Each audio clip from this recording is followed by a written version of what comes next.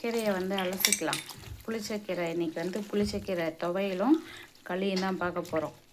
இப்போ இதுக்கு வந்து கீரை வந்து நல்லா தண்ணியில் போட்டு அலசிட்டு இருக்கேன். பக்கத்தில் வந்து பூண்டு இருக்குது. இது எப்படி செய்கிறோன்றதை வந்து பார்ப்போம். ஓகேவா? நல்லா அலசிட்டு தனியாக ஒரு தட்டில் எடுத்து வச்சுடுவோம். இன்னும் கொஞ்சம் தான் இருக்குது கீரை. இது ஃபைனல். கடைசியாக இதையும் வந்து அலசி வச்சுக்குவோம்.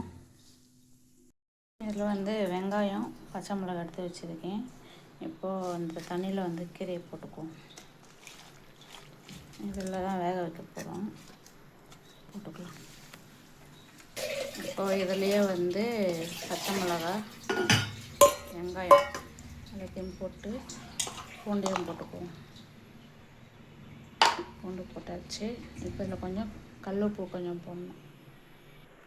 உப்பு கொஞ்சம் போட்டுருவோம். கல்லுப்பு போட்டாச்சு. இதை அப்படியே நம்ம வச்சு வேக வைக்க வேண்டியது தான். இதை எடுத்து வேக வச்சுடுவோம். அது இது எதுக்கு வச்சுருக்கேன்னா குண்டா நிற்காது, அதனால் இதை வச்சுருக்கேன்.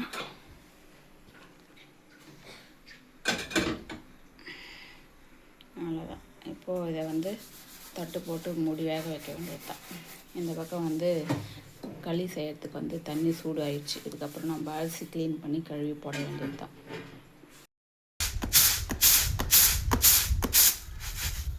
இப்போது களிக்கு வந்து இது ரேஷனஸில் செஞ்சால் தான் நல்லாயிருக்கும். இந்த டஸ்ட் ஏதாச்சும் இருந்துச்சுன்னா அதை க்ளீன் பண்ணிக்கிட்டு நம்ம இதை அப்படியே வந்து கல் இருந்து அலசிக்கலாம். இதில் நம்ம அரிசி க்ளீனாக இருக்குது, இதில் கல் எதுவும் இல்லை. இதை அப்படியே கழுவி இது சாப்பாடு இது களி செய்யறதுக்கு வந்து அப்படியே ரெடி பண்ண வேண்டியது தான். அரிசி கழுவிக்கலாம். நல்லா அரிசி நல்லா 2-3 முறை கழுவிக்கிட்டோம் அப்படின்னா அந்த ரேஸ்னஸ் ஸ்மெல்லு வராது. நல்லா நம்ம கழுவிட்டோம் அப்படின்னா. ஒலை காஞ்சிடுச்சு. அரிசி போட்டுக்கலாம்.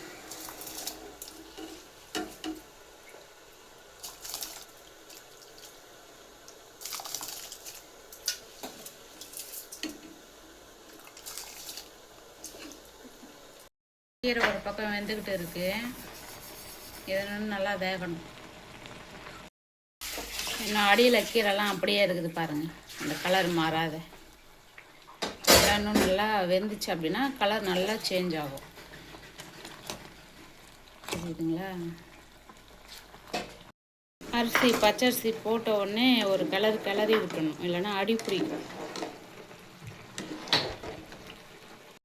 இந்த ஸ்டேஜில் வந்து மாவு போட்டுக்கலாம்.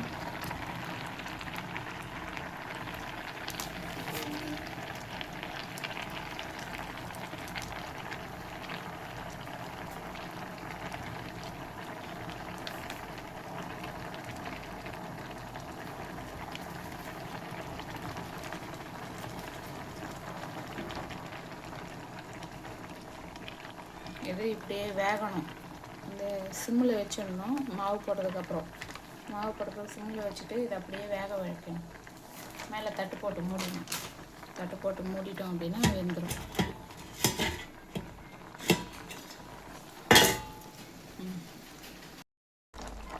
கீரை நல்லா வெந்துடுச்சு. இதுக்கப்புறம் இதை வந்து பருப்பு சட்டியில் போட்டு நம்ம வந்து புளி கொஞ்சம் போடணும்.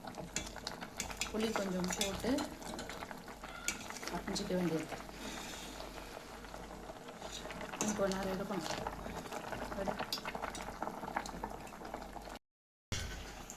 மாவு வெந்துடுச்சு. இப்போது இறக்கி களி கலாரிக்க வேண்டியது தான். இப்போது நம்ம களி கலாரிக்கலாம். இதுதான் எங்கள் வீட்டு களி துடுப்பு. களி துடுப்பு இருக்கிறவங்க களி துடுப்பில் கலாரிக்கங்க. அப்படி இல்லாதவங்க மத்து இருக்குல்ல, மத்தை திருப்பி போட்டு காம்பு பக்கம் கூட கலக்கலாம். செவத்து மூட்டு கொடுத்து நீ நகர் அப்படி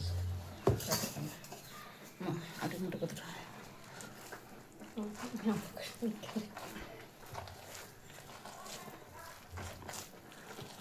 ஆவி பறக்குது. ஆவரி பழக்கமா எடு தூரமா கட் பண்ணிடு. இப்படி பிடிச்சி தூரமா இருந்து எடு.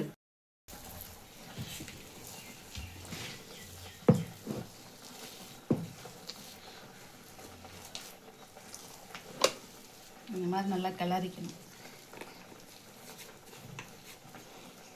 சாப்பாடும் மாவும் நல்லா ஒன்று போல் திரண்டு வரணும். அங்கங்கே வெள்ளை வெள்ளையாகவும் இருக்கக்கூடாது சாப்பாடு. இந்த மாதிரி கிளறிக்கணும். கிளறும்போது கொஞ்சம் கஷ்டமாக தான் இருக்கும், கெட்டியாக இருக்கும். இப்போ எனக்கு கால் சரியில்லைனால எங்கள் பாப்பா பிடிக்கிறா குண்டான், இல்லைன்னா நானே பிடிச்சிட்டு நானே கிளறுவேன்.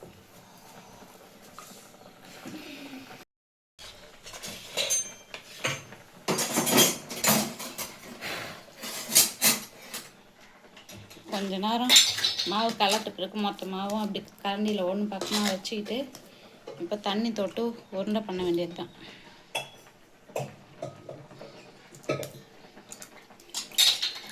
தண்ணி தான் மெயின். இதில் தண்ணி இல்லைன்னா அப்படியே மாவு ஒட்டிக்கும். இந்த மாதிரி நல்லா உருண்டையான பாத்திரமாக எடுத்துக்கணும். அப்போ தான் வந்து களி கலர்றதுக்கு கரெக்டாக இருக்கும். ஒரு ஆள் எவ்வளோ சாப்பிடுவாங்கன்னு உங்கள் திட்டம் தெரியும் இல்லையா, அந்த மாதிரி பண்ணிக்க வேண்டியதுதான்.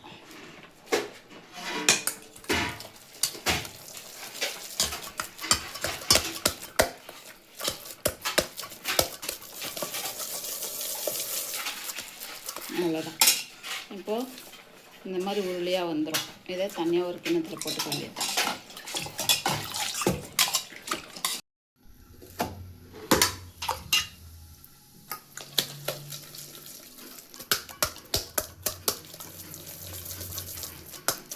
பண்ணி காட்டுவேன். அவ்வளோதான், உருண்டை வந்துடுச்சா, அப்படியே இப்படி போட்டுற வேண்டியதுதான். இப்போதைக்கு 5 உருண்டை செஞ்சிடணும். கீரை வெந்துடுச்சு. பருப்பு சட்டியில் போட்டு கடையை போடணும். இப்போ இதில் கொஞ்சோண்டு கல்லுப்பு கொஞ்சம் போட்டு புளி கொஞ்சம் போட்டு கரைஞ்சிக்க வேண்டியது தான். உப்பு வந்து கொஞ்சமாக போட்டுக்குவோம், பத்தெல்லாம் அப்புறம் கூட போட்டுக்கலாம். புளி வந்து இவ்வளோ போட்டால் போதும், ஏன்னா ஏற்கனவே அது கீரை வந்து புளிப்பு இல்லையா, அதனால் இந்த அளவுக்கு போட்டால் போதும். இந்த மாதிரி நல்லா கடைஞ்சிக்கணும். பருப்பு சட்டியில் போட்டு நல்லா கடைஞ்சிட்டோம் அப்படின்னா டேஸ்ட்டு நல்லாயிருக்கும். மிக்ஸியில் போட்டு நம்ம வந்து மிக்ஸியில் போட்டு அரைக்கிறத விட இந்த மாதிரி பருப்பு சட்டியில் போட்டு நம்ம மத்து போட்டு நல்லா கடைஞ்சோம் அப்படின்னா அது டேஸ்ட்டு வந்து நல்லாயிருக்கும். இப்போது இது நல்லா கடைஞ்சிட்டு அதுக்கப்புறம் என்ன செய்யணுன்றதை பார்க்கலாம். சட்டியில் வந்து எண்ணெயை ஊற்றிக்கலாம் கீரை தாளிக்கிறதுக்கு. நம்ம கீரை வந்து வேக மட்டும்தான் வச்சுருக்கணும், தாளிக்கலை. தாளித்தா தான் டேஸ்ட்டே. அதனால் வந்து என்னென்ன போடுறோன்றதை பார்த்துக்கலாம். எண்ணெய் ஊற்றியாச்சு, கடுகு போட்டுக்கலாம். இப்போ வந்து சீரகம் போட்டுக்கலாம். இப்போது காஞ்ச மிளகாய் வரமிளகாய் போட்டுக்கலாம். நெக்ஸ்ட்டு கருவேப்பிலை போட்டுக்கலாம். பெருங்காயம் இவ்வளோ போடணும். பெருங்காயம் இவ்வளோ போட்டால் போதும்.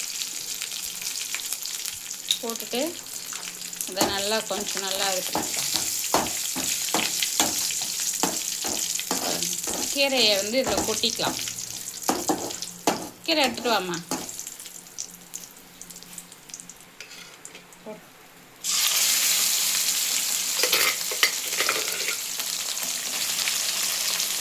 இது இந்த மாதிரி நல்லா வந்து வதக்கிக்கணும். வதக்கிட்டோம் அப்படின்னா டேஸ்ட் வந்து நல்லாயிருக்கும். இப்போது நம்ம களிக்கு வச்சு சாப்பிட்லாம்.